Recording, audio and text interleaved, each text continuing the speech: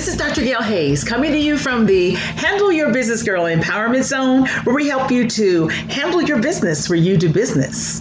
I'm continuing my series on race. And these are just 5 short videos. If I decided that I need to do some more, or I get some questions or comments or raise issues, then I will. But this little series is called Leveling the Playing Field. Leveling the playing field.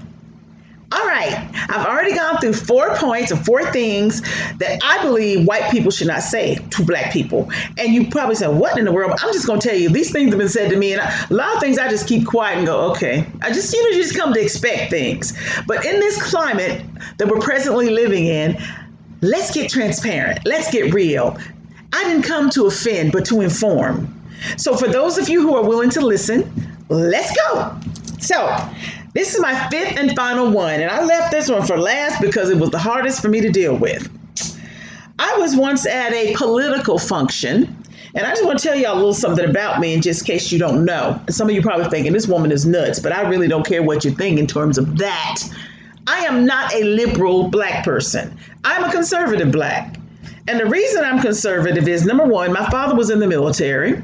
And so I was raised around conservative values. And my values line up with the conservative. Now, I am more moderate.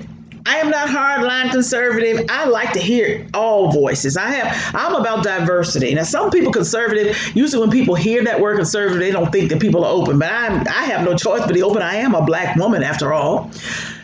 But here's one thing that I know. And I learned this from being around military, being former law enforcement. I'm a black woman raised in white America who's former law enforcement. So what does that tell you? Okay, I'm like Neapolitan ice cream, vanilla, chocolate, and strawberry, whatever. So I have a lot of varying views. And like I said, when I was 5 years old, my father took me to Asia to live.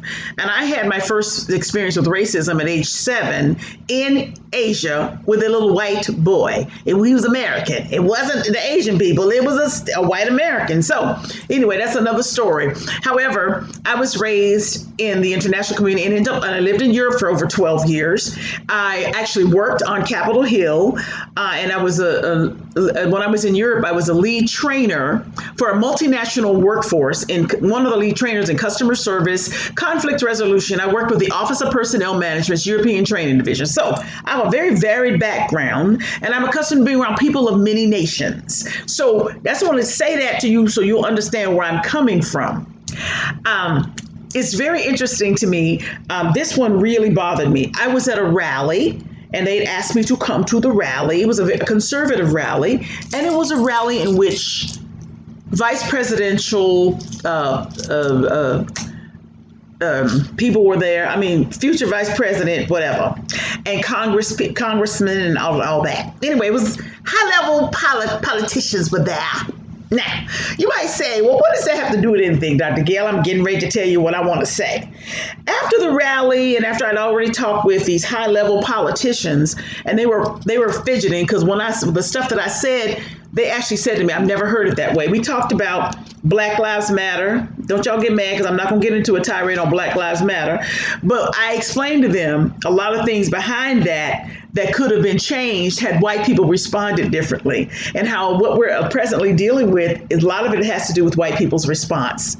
Not what was said, but white people's response. I am telling you that this whole thing could be different if white people had a different response. And I have another video on that, and everybody that I know, all my friends who are white that saw it, they were like, oh my God, it makes too much sense. I said, I know, because I sit back and watch. Believe it or not, I don't always talk. I like to listen, because then you can really hear what people are not saying. But after the rally, I was leaving, and I'll never forget, this little person was running for office. She was actually running for an office. And the office for which she was running, she would have had black constituents. So she says to me, Dr. Gail, I got to ask you a question as we're leaving the rally. And this is what she said. Let me get it straight. When are black people going to get over it? I went, what? When are black people going to get over it? And she was serious. And so I know that I had to give her a serious response. And I'm going to tell you what I said to her. And I have this on another video. And I'm being really transparent in this. I wasn't sure. I wanted to know how I was going to go into this place with her, but I went there because she was big enough, brave enough, and bold enough to ask me this. Okay, when are black people going to get over it? Then I said specifically, I said, get over what?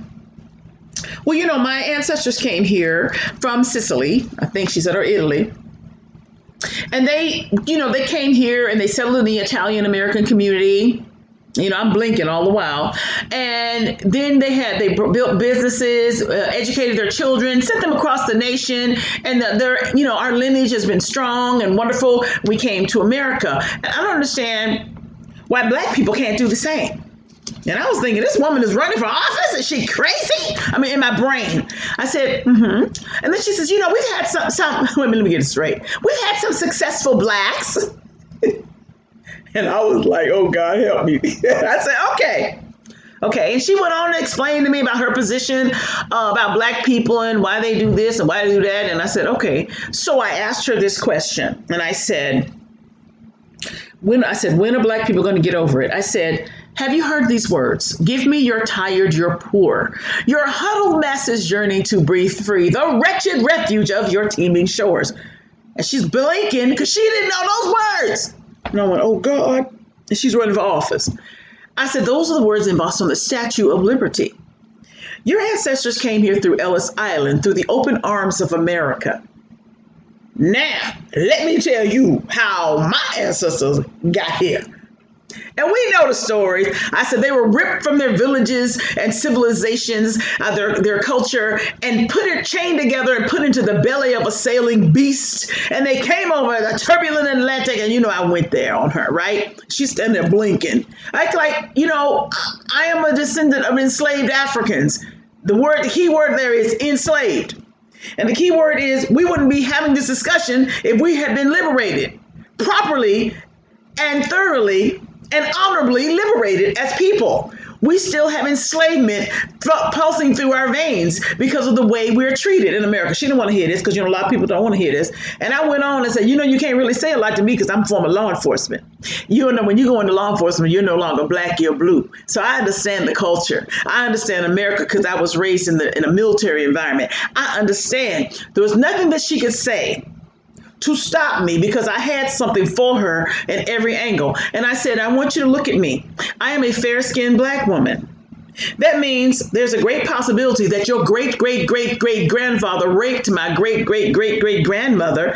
And I'm standing here looking at you and I have white blood and you're asking me, when are we going to get over it?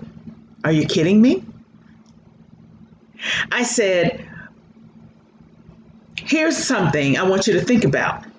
And I just told, this is a very raw and real encounter. I said, you have a necklace around your neck with a key, and you're sitting on a cushion of privilege that your great-great-great-great-grandfather made my great-great-great-great-grandmother make for your behind. So you're soft. You don't worry about, you have a son. When a white woman has a son, she says, he is the promise of our land, of our line, family line. We know he's going to do great things. At least that's what you hope. Now, when a black woman has a son, we go, he is the promise. Oh, God. I have to teach him how to run the gauntlet. Certain things he can't wear, certain places he can't go, certain things he can't do. And you have to teach him. We have something called the list. We have to teach our black sons, okay? That's another thing. You don't live on you get up every morning with this black skin, worrying about what's going to happen. Are you going to be accepted? What you have to go through. There's so much trauma in our race that's still being perpetuated because you're asking me a question like, when are you going to get over it? And I began to tell her that we don't want her cushion of privilege. We just want her to give us access to the warehouse where the other cushions are, because we helped to build this nation. We don't want to take anything from you. We just want what's ours. And I said, the soil of America is soaked red with the blood of my ancestors crying out, give us our 40 acres and a mule. We never got what was promised to us. I'm just saying, that's what I said to her. And by the time I finished, she was weeping. And there was a few other things, She said, well, we've given you a seat at the table. I said, hell, we made the table. The ancient Egyptians created a table. That's another story for another time. However, we talk about America right now. So please don't say that to a black person. When you gonna get over it? When you stop seeing us being killed on social media? I'm talking about male and female. And when you don't say, "Oh, there's a black person, I don't know what to think," or when you treat us differently, like very recently in the news here, there was a black family living in an affluent neighborhood, and they got a letter from their neighbors saying, "We don't support Black Lives Matter, and this is a white woman married to a black man, and if you can't keep your sons and husband under control, we will not hesitate to call the police on them, but you need to keep them under control." And she was like, "Oh my God." And said, "We don't support any of the stuff that's going on, and we are not living in the ghetto." And now wait a minute. All black people don't live in the ghetto. Ghettos came from the Jewish people when they put them in the ghettos in Europe. What are you talking about? I mean, there's another story. But anyway, it's like so much stuff that sometimes as being a black person in America, it's just hard to get up in the morning. But we do it anyway because we are strong. We've been stronger than almost any race because we've had to be. We've had to endure. When are you going to get over it? We've had to endure all of these different things, and yet we still come and we still serve. And, she made a few comments about the violence. I said, let me tell you something. If we were as violent as white people say we are, we would have overthrown y'all a long time ago. You have not seen us. We don't want revenge. We just want equality. We want to be treated fairly. That's really all we want. And what you see when you see the anger and the violence, it's black pain. Because we've been rejected. We're tired. And see, here's the difference. This younger generation is not putting up with what my generation and the next generation put up with. These younger people, they get to the social media. They're like, "Oh my God, this is wrong. We got to do something." But here's the problem. They think everything is right. And it's not. But that too is not our fault. So the world is now watching us. So we've got to figure out a way to level the playing field, ladies and gentlemen. We've got to do that. We've got to come together because we're all equal. We're all equal when we look at this role. We're all equal. I can't worship you and you can't worship me if I'm using this, because this right here will tell the truth every time. Everybody has to use this. So all I'm asking you to do is to be sensitive. And if you don't know if what you're going to say, ask. You can ask. I mean, I can tell you black people say, "Why don't you just ask us?" Well, no, but you just assume that you know. That's the problem. When you don't know, ask. And then you will say, "Look, I don't mean to offend you. I just need to know so I won't make this mistake again." That takes humility. It takes humility.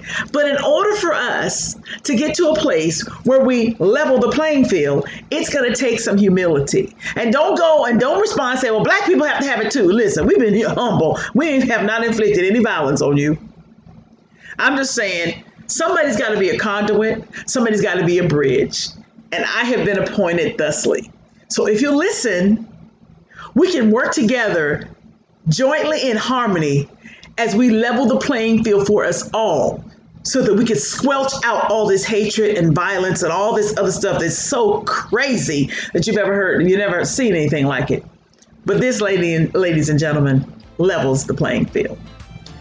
All right, this is Dr. Gail Hayes coming to you from the Handle Your Business Girl Empowerment Zone, where we help you to handle your business where you do business.